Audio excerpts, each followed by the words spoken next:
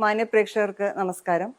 Kerala state electricity ബോർഡിൽ നിലനിൽക്കുന്ന വൈദ്യുതി ബിൽ സമ്പ്രദായത്തിന് മുകളിൽ പലതരത്തിലുള്ള വ്യാജ വാർത്തകളും സോഷ്യൽ മീഡിയയിൽ വീഡിയോകളായിട്ടും പോസ്റ്റുകളായിട്ടും പ്രചരിക്കുന്നുണ്ട്.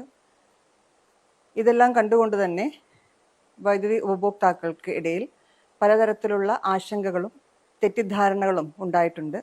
ഈ ഒരു അവസരത്തിൽ KSEB ഓഫീസേഴ്സ് അസോസിയേഷൻ്റെ കോഴിക്കോട് ജില്ലാ കൺസ്യൂമർ ക്ലിനിക് സബ് കമ്മിറ്റിയും ഷൊർണൂർ ആസ്ഥാനമായിട്ടുള്ള ഇൻസിഡസും ചേർന്നുകൊണ്ട് ഈ വിഷയത്തിൽ ഒരു വ്യക്തത വരുത്തുവാൻ വേണ്ടിയിട്ട് ഉള്ള ഒരു വേദിയാണ് ഇന്ന് ഇവിടെ ഒരുക്കിയിരിക്കുന്നത്.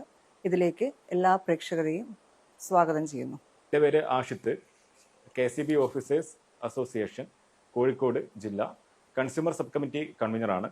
ഇന്ന് എന്നോടൊപ്പം ഇവിടെ ചേരുന്നത് ഇൻഷുറൻസ് രജിസ്ട്രാറും KSEB റിട്ടയർഡ് ഡെപ്യൂട്ടി സിയുമായ ശ്രീ ബോസ് ജേക്കബ് സാറാണ്. അതോടൊപ്പം KSEB officers association consumer sub committee ചെയർപേഴ്സണുമായ Rajani P Nair madam, KSEB officers association Kozhikode ജില്ലാ സെക്രട്ടറിയുമായ ശ്രീ ദിവിൻദാസ് സാറുമാണ്.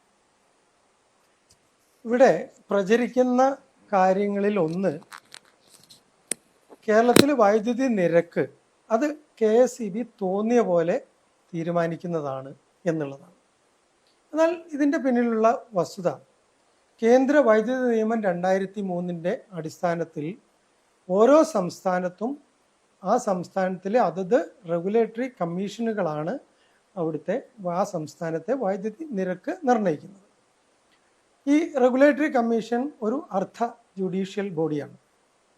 ഈ വൈദ്യുതി നിരക്ക് നിർണ്ണയിക്കുന്നതിന് മുന്നോടിയായിട്ട് ഒരു വൈദ്യുതി വിതരണ കമ്പനിയുടെ വരവ് ചെലവ് കണക്ക് ആവശ്യപ്പെടും. ഈ വരവ് ചെലവ് കണക്ക് സമർപ്പിക്കുമ്പോൾ അത് റെഗുലേറ്ററി കമ്മീഷൻ പരിശോധിച്ച് അത് ഒരു പൊതു തെളിവെടുപ്പിന് വിധേയമാക്കും. ആ സമയത്ത് ഇത് സംബന്ധിച്ചിട്ടുള്ള അഭിപ്രായങ്ങൾ പൊതുജനങ്ങൾക്ക് പറയാവുന്നതാണ്. അങ്ങനെ പൊതുജനങ്ങളെ കൂടി കേട്ട ശേഷം റെഗുലേറ്ററി കമ്മീഷൻ പൂർണ്ണമായ പരിശോധനയ്ക്കും അതിൻ്റെ മാനദണ്ഡങ്ങൾ അനുസരിച്ചുള്ള പരിശോധനയ്ക്ക് വിധേയമാക്കി ഇത് അംഗീകരിക്കും.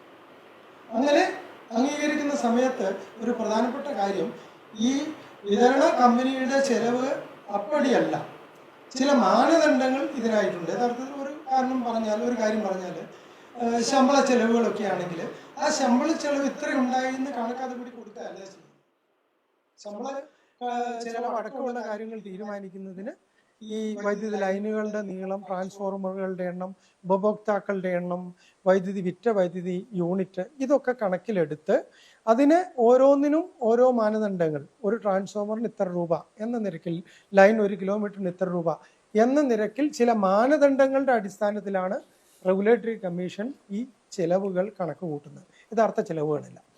അങ്ങനെ ഈ ചെലവുകൾ കണക്ക് കൂട്ടി റെഗുലേറ്ററി കമ്മീഷന്റെ പരിശോധന ശേഷം അംഗീകരിക്കുമ്പോൾ ഈ വരവ് എന്ന് പറയുന്നത്, അടുത്ത വർഷത്തെ പ്രതീക്ഷിത വരവ് ഈ പ്രതീക്ഷിത ചെലവിനേക്കാൾ കുറവാണെങ്കിൽ ആ വിടവ് നികത്തുന്നതിന് വേണ്ടിയിട്ടുള്ള താരിഫ് അപേക്ഷ നൽകാൻ വേണ്ടി ആവശ്യപ്പെടും. അങ്ങനെ വൈദ്യുതി വിതരണ കമ്പനി താരിഫ് അപേക്ഷ സമർപ്പിക്കും. ഈ താരിഫ് അപേക്ഷയും റെഗുലേറ്ററി കമ്മീഷൻ പരിശോധിച്ച് അതും ഇപ്പോൾ കേരളത്തിലാണെങ്കിൽ ഒരു 4 സ്ഥലത്തെങ്കിലും ഇത് പൊതു തെളിവെടുപ്പിന് വിധേയമാക്കും. പൊതുജനങ്ങൾക്കൊക്കെ ഇതിൽ അഭിപ്രായം പറയാനുള്ള അവകാശമുണ്ട്. അവരെയൊക്കെ കേട്ട ശേഷം റെഗുലേറ്ററി കമ്മീഷന്റെ കൃത്യമായ പരിശോധനയ്ക്ക് വിധേയമാക്കി റെഗുലേറ്ററി കമ്മീഷൻ താരിഫ് നിരക്കുകൾ ഉത്തരവായിട്ട് ഇറക്കുകയാണ് ചെയ്യുന്നത്. അതല്ലാതെ KSEBയോ ഗവൺമെന്റോ അവർക്ക് തോന്നിയ പോലെ നിരക്കുകൾ തീരുമാനിക്കാനുള്ള ഒരു അവകാശമോ സാധ്യതയോ ഇല്ല. ഇതിന് ഇടയിൽ ഇപ്പം ഏറ്റവും കൂടുതൽ ആളുകൾ തെറ്റിദ്ധരിപ്പിക്കുന്ന രീതിയിൽ വ്യാജ വാർത്ത വന്നുകൊണ്ടിരിക്കുന്ന ഒരു വിഷയമാണ് ACD. വൈദ്യുതി ബോർഡ് തോന്നിയ രീതിയിൽ വൈദ്യുതി ഈടാക്കാൻ വേണ്ടി ഉപയോഗിക്കുന്ന ഒരു സമ്പ്രദായമാണ് ACD എന്ന രീതിയിൽ സോഷ്യൽ മീഡിയ വഴി ഒരു വാർത്തകൾ പ്രചരിച്ചുകൊണ്ടിരിക്കുകയാണ്. യഥാർത്ഥത്തിൽ എന്താണ് ഇത് എന്ന് നമുക്ക് പരിശോധിക്കേണ്ടതുണ്ട്. ഒരു കണക്ഷൻ എടുക്കുന്ന സമയത്ത് ആ കണക്ഷനിൽ ഒരു സെക്യൂരിറ്റി ഡെപ്പോസിറ്റ് എന്ന തുക നമ്മൾ എന്ത് ചെയ്യുന്നുണ്ട്, വൈദ്യുതി ബോർഡിന് അടയ്ക്കുന്നുണ്ട്. ഇതിൻ്റെ ആവശ്യം എന്താണെന്ന് പറഞ്ഞു കഴിഞ്ഞാൽ നമ്മൾ വൈദ്യുതി കണക്ഷൻ ഉപയോഗിക്കുമ്പോൾ ആ വൈദ്യുതി കണക്ഷൻ ഉപയോഗിച്ച് 2 മാസം കഴിയുമ്പോഴാണ് നമ്മൾ ഒരു വൈദ്യുതി കണക്ഷനിൽ മീറ്റർ റീഡർ വന്ന് റീഡിംഗ് എടുത്ത് ബില്ല് തരുന്നത്. അതായത് ഉപയോഗിക്കപ്പെട്ട 2 മാസത്തെ ഉപയോഗത്തിന് ശേഷമാണ് ബില്ല് നൽകുന്നത്. തുടർന്ന് വീണ്ടും 10 ദിവസം നമുക്ക് ബില്ല് അടയ്ക്കാനുള്ളത് ഡ്യൂ ഡേറ്റ് പ്ലസ് 15 ദിവസം, അങ്ങനെ കഴിഞ്ഞ് 25 ദിവസം കൂടെ കഴിയുമ്പോഴാണ് അത് ഡിസ്കണക്ഷനിലേക്ക് പോകുന്നത്. അങ്ങനെ വരുമ്പോൾ ഏകദേശം 3 മാസത്തെ ഉപയോഗം ഒരു ഉപഭോക്താവ് ഉപയോഗിച്ച നിലയിലാണ് ഡിസ്കണക്ഷൻ വരുന്നത്. അതിന് ആ 3 മാസത്തെ തുക എപ്പോഴും ആ വൈദ്യുതി കണക്ഷനിൽ ഡെപ്പോസിറ്റ് ആയിട്ട് വേണം എന്നാണ് നമ്മുടെ നിയമം. ആ നിയമത്തിന്റെ അടിസ്ഥാനത്തിലാണ് നമ്മൾ ഡെപ്പോസിറ്റ് കളക്ട് ചെയ്യുന്നത്. ഇനി അങ്ങനെ കളക്ട് ചെയ്യപ്പെട്ട തുകയിൽ ഓരോ ഫിനാൻഷ്യൽ ഇയർ കഴിയുമ്പോഴും ഓരോ മാർച്ച് മാസം കഴിയുമ്പോഴും ഇതിൻ്റെ ഒരു ശരാശരി കണക്കെടുക്ക് നമ്മുടെ വൈദ്യുതി ബോർഡിലെ ഉപയോഗത്തിൻ്റെ അനുസരിച്ച് നടത്തുന്നുണ്ട്. കഴിഞ്ഞ ഫിനാൻഷ്യൽ ഇയർ നമ്മുടെ ഉപയോഗത്തിൻ്റെ അനുസരിച്ച് ഡെപ്പോസിറ്റ് ഇവിടെ ഉണ്ടോ എന്നുള്ളൊരു പരിശോധന നടത്തും. അതിൽ കുറവ് വന്നിട്ടുണ്ടെങ്കിൽ ആ തുക അഡീഷണൽ ആയിട്ട് അടയ്ക്കാൻ പറയുന്നതാണ് KCD എന്ന് പറയുന്നത്. എന്നാലോ ഈ തുക നമ്മുടെ കയ്യിലുള്ള തുക കൂടുതലുണ്ടെങ്കിൽ അത് തിരിച്ചും നൽകുന്ന സമ്പ്രദായം തന്നെയാണ് നിൽക്കുന്നത്. കാരണം കേരള സ്റ്റേറ്റ് ഇലക്ട്രിസിറ്റി ബോർഡിന് ഒരു തുക കൈവശം വെക്കാനുള്ള അവകാശം ഇല്ല എന്നുള്ളതാണ്. അപ്പം ഇവിടെ ഇങ്ങനൊരു ഡെപ്പോസിറ്റ് വയ്ക്കുമ്പോൾ ഞാനൊരു ഉപഭോക്താവാണ്, ഓരോ ഉപഭോക്താവിനും റൈറ്റ് ഉള്ളത് അങ്ങനെ ഡെപ്പോസിറ്റായി നിൽക്കുന്നതിന് നിലവിലുള്ള ബാങ്ക് റേറ്റ് പ്രകാരമുള്ള ഇൻട്രസ്റ്റ് ലഭ്യമാക്കാൻ കൊടുക്കാൻ വൈദ്യുതി ബോർഡ് ബാധ്യസ്ഥനാണ്. ആ തുകയും നമ്മുടെ ബില്ലിൽ ആ സമയത്ത് മാർച്ച് മാസത്തിന് ശേഷം അഡ്വാൻസ് എന്ന് പറയുന്ന കോളത്തിൽ ഇതിന്റെ ഇൻട്രസ്റ്റ് ആ ബാങ്ക് റേറ്റ് പ്രകാരം ഇൻട്രസ്റ്റ് നൽകുന്നു. ഈ പറഞ്ഞതില് ദിപിൻ പറഞ്ഞതില് ഈ മെയ് ജൂൺ മാസങ്ങളിൽ ഈ ക്യാഷ് ഡെപ്പോസിറ്റിന്റെ ഇൻട്രസ്റ്റ് ബില്ലിൽ കുറവ് ചെയ്ത് കൊടുക്കും എന്ന് പറഞ്ഞ് എല്ലാവർക്കും ക്ലിയർ ആയി തോന്നുന്നു. അതിൻ്റെ കൂട്ടത്തിൽ ഈ കഴിഞ്ഞ വർഷത്തെ ഉപയോഗം അനുസരിച്ച് CD ക്യാഷ് ഡെപ്പോസിറ്റ് കൂടുതലാണെങ്കിൽ അത് തിരിച്ചു കൊടുക്കുമെന്ന് പറഞ്ഞല്ലോ. അതും ഈ ബില്ലിൽ കുറവ് ചെയ്ത് കൊടുക്കാറുണ്ട് എന്നുള്ളത് ഒന്ന് വ്യക്തത വരുത്തണമെന്ന് തോന്നി. അതുകൊണ്ടാണ് ഞാൻ ഒന്ന് ഇടയ്ക്ക് അതുകൂടിയും അഡ്വാൻസിലേക്കല്ലേ വരും? അതെ, അത് അഡ്വാൻസിൽ വരുത്തിയിട്ട് ബില്ലിൽ കുറവ് വരുത്തുക മെയ് ജൂൺ മാസങ്ങളിൽ ഇൻട്രസ്റ്റിനോടൊപ്പം. പിന്നെ നിലനിൽക്കുന്ന ഒരു ആരോപണം മീറ്റർ റെന്റിനെ കുറിച്ചിട്ടുള്ളതാണ്. ഒരു വൈദ്യുതി സർവീസ് കണക്ഷൻ എടുക്കുന്ന സമയത്ത് അതിൻ്റെ ഒരു ചാർജിൽ മീറ്ററിന്റെ വില കൂടി ഉൾപ്പെട്ടിട്ടില്ലേ, പിന്നീട് എന്തിനാണ് ഒരു മീറ്റർ റെന്റ് എന്നുള്ള തോതിൽ KCB ഉപഭോക്താക്കളിൽ നിന്നും ഈടാക്കുന്നത് എന്നുള്ളതാണ്. പിന്നെ വേറെ ഒരു ആരോപണം KCB വെച്ചിരിക്കുന്ന ഒരു മീറ്റർ ആണ് എന്നതിൻ്റെ പേരിൽ കാലാകാലം എന്തിനാണ് ഉപഭോക്താക്കളിൽ നിന്നും മീറ്റർ റെന്റ് ഈടാക്കുന്നത് എന്നുള്ളതും. ഇതിൽ പറയാനുള്ളത്, ഒരു വൈദ്യുതി സർവീസ് കണക്ഷൻ KCBയിൽ നിന്നും ഒരു ഉപഭോക്താവ് എടുക്കുന്ന സമയത്ത് അതിൻ്റെ ചാർജിൽ മീറ്ററിൻ്റെ വില ഈടാക്കുവാനുള്ള ഒരു അനുമതി നിയമം അനുശാസിക്കുന്നില്ല എന്നുള്ളത് തന്നെയാണ്. ഒരു ഉപഭോക്താവിന് അവരുടെ പ്രിമൈസിൽ മീറ്റർ സ്ഥാപിക്കുവാൻ സ്വയം തയ്യാറാവുകയാണെങ്കിൽ അതിനുള്ള ഒരു ഓപ്ഷനും നിയമം അനുവദിക്കുന്നുണ്ട്. ഒരു മീറ്റർ റെന്റ് എന്ന് പറയുന്നത് KCB സ്വമേധയാ എടുത്ത ഒരു തീരുമാനത്തിന്റെ അടിസ്ഥാനത്തിലല്ല ഉപഭോക്താക്കളിൽ നിന്നും വാങ്ങിക്കുന്നത്. അത് കൃത്യമായിട്ട് സംസ്ഥാന ഇലക്ട്രിസിറ്റി റെഗുലേറ്ററി കമ്മീഷൻ പുറപ്പെടുവിച്ചിരിക്കുന്ന കേരള ഇലക്ട്രിസിറ്റി സപ്ലൈ കോഡ് 2014 നിഷ്കർഷിച്ചിരിക്കുന്ന രീതിയിലാണ് ഉപഭോക്താവിന്റെ പക്കലിൽ നിന്നും മീറ്റർ റെന്റ് KCB വസൂലാക്കുന്നത്. അത് നിലവിൽ സിംഗിൾ ഫേസ് മീറ്റർ ആണെങ്കിൽ 6 രൂപ എന്നുള്ള തോതിലും 3 ഫേസ് മീറ്റർ ആണെങ്കിൽ 15 രൂപ എന്നുള്ള തോതിലും മാസ വാടകയായിട്ടാണ് ബില്ലിൽ ഉൾപ്പെടുത്തിയിരിക്കുന്നത്. ഇതില് എനിക്ക് തോന്നുന്നു പിന്നെ ഒരു കാര്യമുള്ളത്, മീറ്റർ ഉപഭോക്താവിന് വാങ്ങി വയ്ക്കാനുള്ള ഒരു ഓപ്ഷൻ ഉണ്ട് എന്നുള്ളത് രജനി ഇവിടെ സൂചിപ്പിച്ചു. അങ്ങനെ ഉപഭോക്താവ് വാങ്ങി വെക്കുകയാണെങ്കിൽ ഉപഭോക്താവ് മീറ്റർ റെന്റ് നൽകേണ്ടതില്ല, അവർക്ക് മീറ്റർ റെന്റ് ബാധകമല്ല. പക്ഷെ യഥാർത്ഥത്തിൽ ഈ പല പ്രാവശ്യം മീറ്റർ ഇടയ്ക്കിടയ്ക്ക് കേടാകുകയൊക്കെ ചെയ്യുമ്പോൾ ഈ ഉപഭോക്താവ് മാറ്റി വെച്ചതാണെങ്കിൽ, അത് ഉപഭോക്താവ് വാങ്ങി വെച്ചതാണെങ്കിൽ കേടാവുമ്പോൾ അവർ തന്നെ മാറ്റി വെക്കേണ്ടതാണ്. അപ്പൊ അതിന് ഇടയ്ക്കിടയ്ക്ക് അങ്ങനെ ഒരു ചെലവ് കൂടി അവർക്ക് വരും.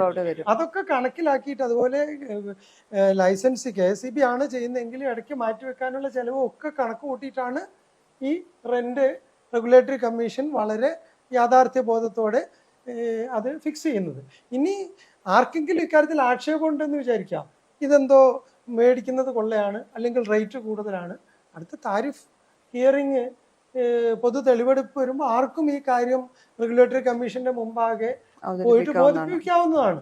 റെഗുലേറ്ററി കമ്മീഷൻ അത് ബോധ്യപ്പെട്ടെങ്കിൽ തീർച്ചയായിട്ടും റെന്റ് അങ്ങനെ ചെയ്യാൻ പാടില്ലെങ്കിൽ ഒഴിവാക്കുകയോ കുറയ്ക്കുകയോ ഒക്കെ ചിലപ്പോൾ ചെയ്യുമായിരിക്കും. അത് ഓരോരുത്തർക്കും അതിനുള്ള അവകാശമുണ്ട്. ഇതിൽ മീറ്റർ റെന്റ് കൂടാതെ ഈ റെന്റിന്റെ മുകളിൽ 18% GST കൂടി ഉപഭോക്താക്കളിൽ നിന്നും വാങ്ങിച്ച് ഗവൺമെന്റിലേക്ക് നൽകുന്നുണ്ട്.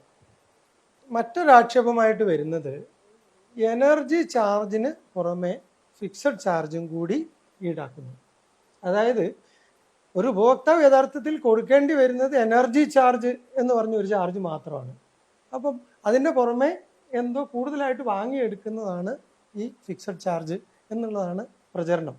അപ്പം യഥാർത്ഥത്തിൽ ഈ വൈദ്യുതിയുടെ നിരക്ക് തീരുമാനിക്കുമ്പോൾ അപ്പോൾ വൈദ്യുതി വിതരണ കമ്പനിക്ക് ചിലവാകുന്ന തുകയിൽ യൂണിറ്റിനെ അടിസ്ഥാനപ്പെടുത്തി യൂണിറ്റ് കൂടുന്നതിനനുസരിച്ച് കൂടുന്ന ഒരു ചെലവും സ്ഥിര സ്വഭാവമുള്ള മറ്റൊരു ചെലവും ഉണ്ട്.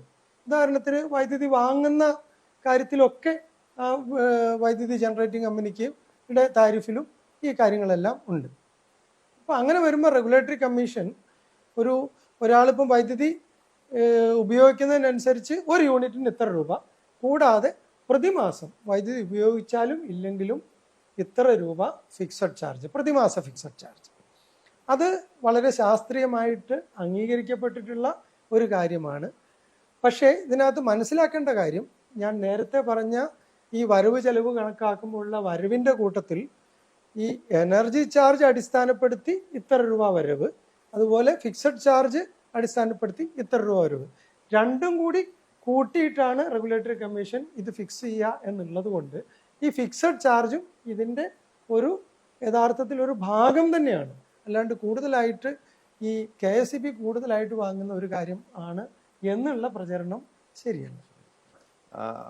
അതായത് സാറ് പറഞ്ഞു വരുന്നത് നമ്മുടെ താരിഫ് നിർണയം ഒരു 2 പാർട്ട് താരിഫാണ് ഇന്ത്യയിൽ നടപ്പിലാക്കുന്നത്. കേരള സംസ്ഥാനത്തിൽ മാത്രമല്ല, ഇന്ത്യയിൽ മുഴുവനായിട്ടും fixed charge plus energy charge എന്ന 2 പാർട്ട് താരിഫ് മെത്തേഡിലാണ് നമ്മൾ നിർവചിക്കുന്നത്. അതാണ് യഥാർത്ഥത്തിലുള്ള, അതിനെ തെറ്റിദ്ധരിക്കപ്പെടുന്നു എന്നുള്ളതാണ്. രണ്ടും വൈദ്യുതി നിരക്കിന്റെ ഭാഗം തന്നെയായി ആണ്. അതെ അതെ, അത് തെറ്റിദ്ധരിക്കപ്പെടുകയാണ്. നേരത്തെ ഇപ്പൊ സാറ് പറഞ്ഞിട്ടുണ്ടായിരുന്നത് വൈദ്യുതി ബില്ലിൽ ഫിക്സഡ് ചാർജും എനർജി ചാർജും ഉൾപ്പെടുന്നതാണെന്നാണ് പറഞ്ഞിട്ടുണ്ടായിരുന്നത്. അപ്പൊ അങ്ങനെയാണെങ്കിൽ ഡ്യൂട്ടി എന്നുള്ള പേരിൽ ഒരു അധിക തുക ഒരു തീവെട്ടിക്കൊള്ള എന്നുള്ള രീതിയിൽ KSEB വാങ്ങിക്കുന്നു എന്നുള്ളതാണ് മറ്റൊരു വലിയ ആക്ഷേപം. അപ്പൊ അതെന്താണെന്ന് നോക്കുന്ന സമയത്ത് നമുക്കറിയാം, the Kerala electricity duty act 1963 Kerala നിയമസഭ പാസ്സാക്കിയിട്ടുള്ള നിയമമാണ്. ഈ നിയമത്തിന്റെ പിൻബലത്തിലാണ് കേരളത്തിൽ പ്രവർത്തിക്കുന്ന ഏതൊരു ലൈസൻസിയും അവരുപയോഗിക്കുന്ന എനർജി ചാർജിന്റെ 10% പിടിച്ചെടുത്ത് ഗവൺമെന്റിലേക്ക് അടയ്ക്കുക എന്നുള്ളത്. അപ്പൊ ഈ ഡ്യൂട്ടി ആക്ട് 1963 പാസ്സാക്കിയിട്ടുള്ള നിയമത്തിന്റെ പിൻബലത്തിൽ KSEB ചെയ്യുന്നത് പലപ്പോഴും തീവെട്ടിക്കൊള്ള എന്നുള്ള രീതിയിൽ പല മാധ്യമങ്ങളിലും പല രീതിയിൽ പ്രചരിപ്പിക്കുന്നുണ്ട്. യഥാർത്ഥത്തിൽ ഇത് ഒരു നികുതിയാണ്. വൈദ്യുതി ഒരു ഉൽപ്പന്നമായിട്ട് കാണുന്ന സമയത്ത് ഏതൊരു ഉപഭോക്താവും നൽകേണ്ടുന്ന ഒരു നികുതിയാണ് ഇലക്ട്രിസിറ്റി ഡ്യൂട്ടി. ഇതിൻ്റെ ഇടയിൽ ഈ സർചാർജ്, ഫ്യൂൽ സർചാർജ്, മറ്റുള്ള സാധനങ്ങൾ, ഇങ്ങനെ സർചാർജുകൾ എന്ന് പറയുന്നത് ഒരുപാട് സർചാർജുകൾ ഈടാക്കിക്കൊണ്ടിരിക്കുന്നു എന്ന് പറയുന്നൊരു ഭാഷ ഈ വ്യാജ വാർത്തയിൽ കടന്നു വരുന്നു. ശരിക്കും ഈ സർചാർജ് എന്ന് പറയുന്നത് എന്താണ്? നമ്മൾ ബില്ലിൽ സർചാർജ് എന്ന് പറയുന്ന ഒരു കോളം കാണാം. നമ്മുടെ വീട്ടിൽ റീഡിംഗ് എടുക്കാൻ വന്ന് റീഡിംഗ് എടുത്ത് 10 ദിവസം നമുക്ക് കറണ്ട് ബില്ല് അടയ്ക്കാനുള്ള ദിവസം, 10 ദിവസം കഴിഞ്ഞാൽ പിഴയോടുകൂടെ അടയ്ക്കാനുള്ള ഒരു 15 ദിവസം, അതുകൂടെ കഴിഞ്ഞാൽ അതായത് 25ാമത്തെ ദിവസമാണ് ഇത് ഡിസ്കണക്ഷനിലേക്ക് വരുന്നത്. അപ്പോൾ നേരത്തെ നമ്മൾ കൗണ്ടറിൽ പോയി അടക്കുന്ന ഒരു സംവിധാനം പണ്ട് ഉള്ള സമയങ്ങളിൽ ആ പിഴയോടുകൂടെ അടയ്ക്കേണ്ട സമയം എത്തിക്കഴിഞ്ഞാൽ ആ പിഴ ആ ബില്ലിനൊപ്പം തന്നെയായിരുന്നു അന്ന് ഈടാക്കിയിരുന്നത്. പക്ഷെ ഇപ്പോഴത്തെ നമുക്ക് ഓൺലൈൻ ലൂടെ നമ്മുടെ കറണ്ട് ബില്ല് ഉൾപ്പെടെ അടയ്ക്കുന്ന സംവിധാനങ്ങൾ വന്നതോടുകൂടെ ബില്ല് നൽകിയതിന് ശേഷം ഡ്യൂ ഡേറ്റ് കഴിഞ്ഞിട്ടാണ് ഈ ബില്ല് അടക്കുന്നതെങ്കിൽ അതിൻ്റെ പിഴ എന്ന് പറയുന്നത് അടുത്ത ബില്ലിൻ്റെ കൂടെയാണ് എന്ത് ചെയ്യുക KSEB ഇപ്പം നൽകുന്നത്. അപ്പോൾ അതാണ് സർചാർജ് എന്ന് പറയുന്ന കോളത്തിലേക്ക് വരുന്നത്. അതുകൂടാതെ തന്നെയാണ് 25 ദിവസം കഴിഞ്ഞ് ഡിസ്കണക്ട് ചെയ്ത് കഴിഞ്ഞാൽ വൈദ്യുതി ചാർജ് അടയ്ക്കാത്തത് കൊണ്ട് ഡിസ്കണക്ട് ചെയ്ത് കഴിഞ്ഞാൽ ഒരു ഡിസ്കണക്ഷൻ ഫീസ് 30 രൂപ ആണ് ഇപ്പോൾ ഉള്ളത്. അപ്പോൾ ആ 30 രൂപയും കൂടെ വരുന്നു. ഇതൊക്കെ ഒരു നിയമവശാൽ നമ്മുടെ ഉപഭോക്താക്കൾ എന്ന നിലയിൽ ഈടാക്കേണ്ട തുകകൾ നിർവചിക്കപ്പെട്ടിട്ടുള്ളതാണ്. 1 രൂപ കൂടുതലോ കുറവോ നമുക്ക് നിയമപരമായിട്ട് കേരള സ്റ്റേറ്റ് ഇലക്ട്രിസിറ്റി ബോർഡ് എന്നല്ല ഒരു ഗവൺമെന്റ് സ്ഥാപനത്തിനും പൊതുജനങ്ങളിൽ നിന്നും ഈടാക്കാൻ പറ്റില്ല എന്നുള്ളതും കൂടെ നമ്മൾ ഓരോരുത്തരും ബോധ്യപ്പെടേണ്ടത് ഉണ്ട് എന്നുള്ളതാണ്.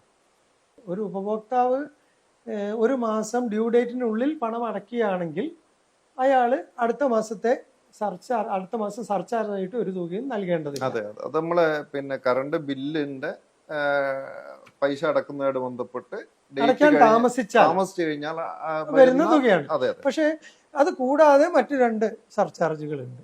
ഒന്ന് നമ്മുടെ ബില്ലിൽ നോക്കിയാൽ, ഒന്ന് ഫ്യൂവൽ സർചാർജ് എന്നുള്ള ഒരെണ്ണവും, 2 ഓട്ടോ റിക്കവറി ഫ്യൂവൽ സർചാർജ്. ഇത് രണ്ടും കൂടി വലിയൊരു കൺഫ്യൂഷൻ ആവുന്ന ഒരു സാഹചര്യമുണ്ട്. പൊതുവെ ഇതും രണ്ടും ബന്ധപ്പെട്ടിരിക്കുന്നത് നമ്മൾ വാങ്ങുന്ന പവറിന് നമ്മൾ മുൻകൂട്ടിയുള്ള കണക്ക് പ്രകാരം എഗ്രിമെന്റ് പ്രകാരം അല്ലാതെ ഈ ഇന്ധനത്തിൻ്റെ വില വർദ്ധിക്കുന്നതിനനുസരിച്ച് ഓരോ മാസവും ഈ ഉൽപ്പാദന കമ്പനിക്ക് കൂടുതലായിട്ട് തുക നൽകേണ്ടതുണ്ട്. ആ തുകയും കൂടി നിയമപ്രകാരം ഉപഭോക്താവിൽ നിന്ന് തന്നെ ലഭിക്കേണ്ടതാണ്. ആ തുകയും കൂടി, ആ തുക നേരത്തെ ഇതിനുള്ള സംവിധാനം എന്ന് പറഞ്ഞാൽ റെഗുലേറ്ററി കമ്മീഷന് ഒരു കണക്ക് കൊടുക്കും. റെഗുലേറ്ററി കമ്മീഷൻ തെളിവൊക്കെ നടത്തി ചിലപ്പോൾ കുറേ കാലതാമസം വരും. അങ്ങനെ റെഗുലേറ്ററി കമ്മീഷന്റെ ഉത്തരവ് വന്ന ശേഷം മാത്രമാണ് അത് സർചാർജ് ആയിട്ട് വാങ്ങാനുള്ള ലൈസൻസിക്ക് അധികാരം ഉണ്ടായിരുന്നത്. ഫ്യൂവൽ സർചാർജ് ആയിട്ട് വാങ്ങാനുള്ള അധികാരം ഉണ്ടായിരുന്നത്. അങ്ങനെ വാങ്ങുന്ന നേരത്തെ ഇതുപോലെ റെഗുലേറ്ററി കമ്മീഷന്റെ അനുമതിയോടെ വാങ്ങുന്ന ഒരു 9 പൈസ ഒരു യൂണിറ്റ്, അതാണ് ഫ്യൂവൽ സർചാർജ് എന്ന ഹെഡിൽ ഇപ്പോൾ ഉള്ളതിലെ ഫ്യൂവൽ സർചാർജ് എന്നുള്ള ഹെഡിൽ ഇപ്പോൾ ഉള്ളത്. അത് കൂടാതെ കേന്ദ്ര ഗവൺമെന്റിന്റെ അടുത്തിടെ ഒരു നിയമം വന്നു. ഈ ഇങ്ങനെ അധികമായിട്ട് വൈദ്യുതി വിതരണ കമ്പനിക്ക് ചെലവാകുന്ന തുക അതത് അടുത്ത മാസം തന്നെ അത് വാങ്ങിച്ചെടുക്കണം. അത് വാങ്ങിച്ചെടുക്കാൻ പറ്റും. അങ്ങനെ വാങ്ങിച്ചെടുക്കുന്നത് ഈ റെഗുലേറ്ററി കമ്മീഷന്റെ അടുത്ത് പോകാതെ തന്നെ ലൈസൻസ് തന്നെ കണക്ക് കൂട്ടി ഉപഭോക്താവിൻ്റെ അടുത്തു നിന്ന് വാങ്ങാം.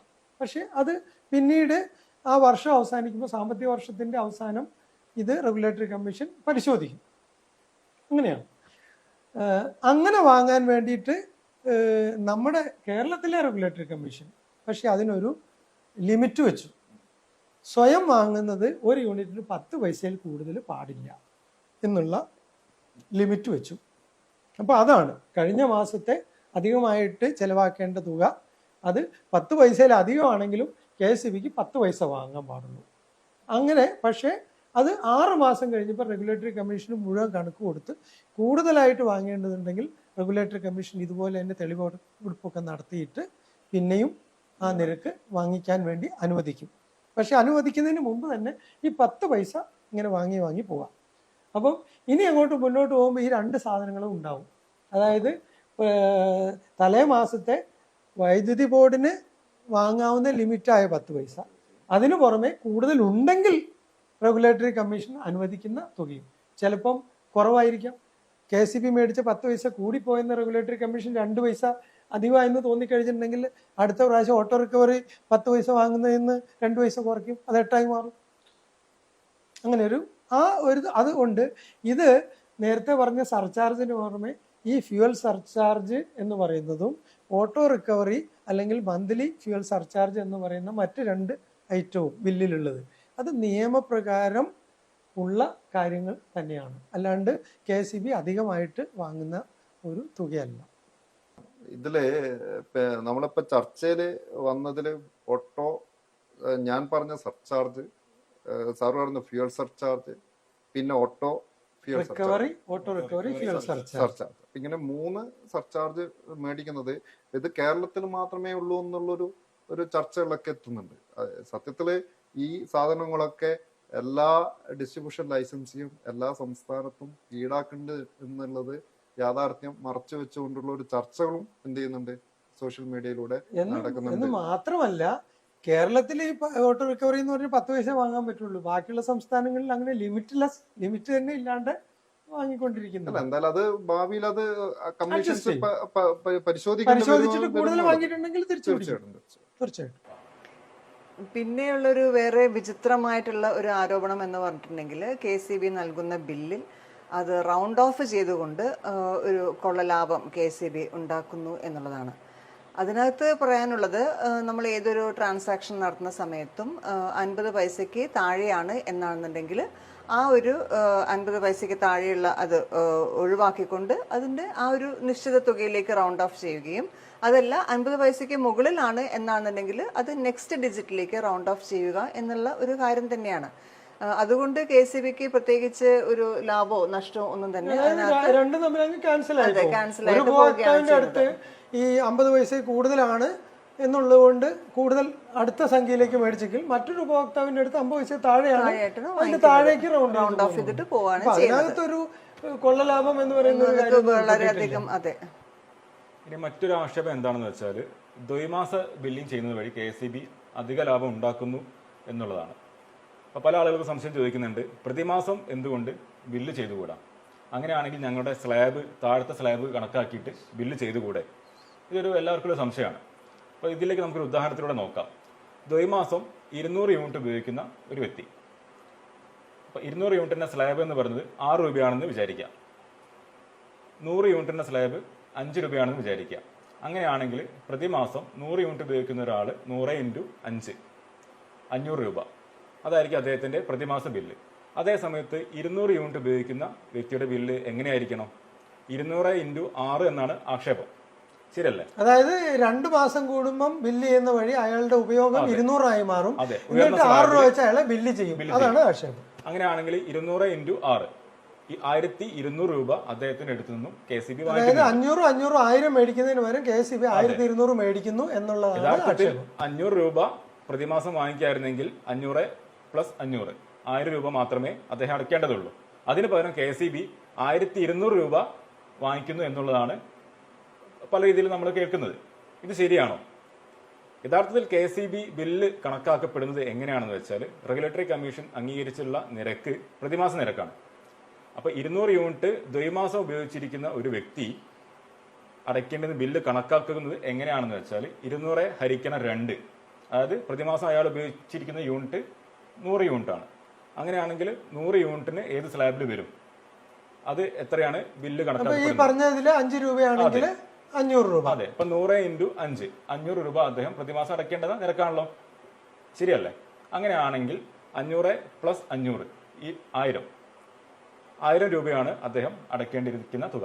ഇങ്ങനെ തന്നെയാണ് KCB എല്ലാ ബില്ലും കണക്ക് കൂട്ടപ്പെടുന്നത്. പക്ഷേ ഇത് തെറ്റിദ്ധരിപ്പിക്കുന്നത് എങ്ങനെയാണ്? പ്രതിമാസം ബില്ല് അടയ്ക്കുന്ന ദ്വൈമാസത്തിലാണ് റീഡിംഗ് എടുക്കുന്നതുകൊണ്ടെന്ന് പറഞ്ഞിട്ട് അയാൾ 1 രൂപ പോലും കൂടുതൽ അടയ്ക്കുന്നില്ല. അതാണ് സത്യം. ഇത് ഈ വിഷയം ഇപ്പോൾ പറഞ്ഞുകൊണ്ടിരിക്കുന്ന വിഷയം നമ്മുടെ കോവിഡ് കാലഘട്ടത്തിൽ വളരെയധികം ചർച്ച ചെയ്യപ്പെട്ടൊരു വിഷയമാണ്. അന്ന് നമ്മുടെ ചെയർമാൻ ഉൾപ്പെടെ മീഡിയാസിൽ വന്നിട്ട് ഇങ്ങനെയല്ല ബില്ല് കാൽക്കുലേറ്റ് ചെയ്യുന്നു എന്ന് കൃത്യമായിട്ട്, കാരണം കോവിഡിൻ്റെ സമയത്ത് നമുക്ക് വീട്ടിൽ പോകാനോ റീഡിംഗ് എടുക്കാനോ പറ്റാത്ത സാഹചര്യം വരികയും തുടർന്ന് 2, 3, 4 ബില്ലുകൾ ഡോർ ലോക്കായി മാറുകയും തുടർന്ന് വന്നപ്പോൾ ചിലർക്ക് വലിയ ബില്ല് വരികയും ചിലർക്ക് ചെറിയ ബില്ലായിട്ട് മാറുകയൊക്കെ ചെയ്തപ്പോൾ അത് വലിയൊരു ചർച്ചയായി മാറിയിരുന്നു. അന്നായിരുന്നു ഈ ബില്ലിംഗ് മെത്തേഡിനെ കുറിച്ചിട്ടൊക്കെ വലിയൊരു ചർച്ച നടന്നു. പക്ഷെ തുടർന്ന് വരുന്ന ചർച്ചകളിൽ എനിക്ക് തോന്നുന്നു പലർക്കും ഈ ബില്ല് ചെയ്യപ്പെടുന്നത് ടോട്ടൽ യൂണിറ്റ് എത്ര മാസത്തേക്കാണോ കിട്ടിയിരിക്കുന്നത് ഡിവൈഡ് ബൈ ആ മാസത്തിൻ്റെ എണ്ണെടുത്ത് 1 മാസത്തേക്ക് നമ്മുടെ സ്ലാബ് നോൺ ടെലിസ്കോപ്പിക് സ്ലാബ് എന്ന നിലയിൽ ആദ്യത്തെ ഇത്ര യൂണിറ്റിന് എന്ന് കാൽക്കുലേറ്റ് ചെയ്ത് 1 മാസത്തേക്ക് എത്ര വരും ഇൻറ്റു എത്ര മാസത്തേക്ക് എന്ന രീതിയിലാണ് കാൽക്കുലേറ്റ് ചെയ്ത് പോയത്. ഇങ്ങനെയല്ലാതെ നിലവിലുള്ള നിയമപ്രകാരം അല്ലാതെ കാൽക്കുലേറ്റ് ചെയ്ത ഒരു ബില്ലുണ്ടെങ്കിൽ ആർക്കും കോടതിയിൽ ചലഞ്ച് ചെയ്യാം.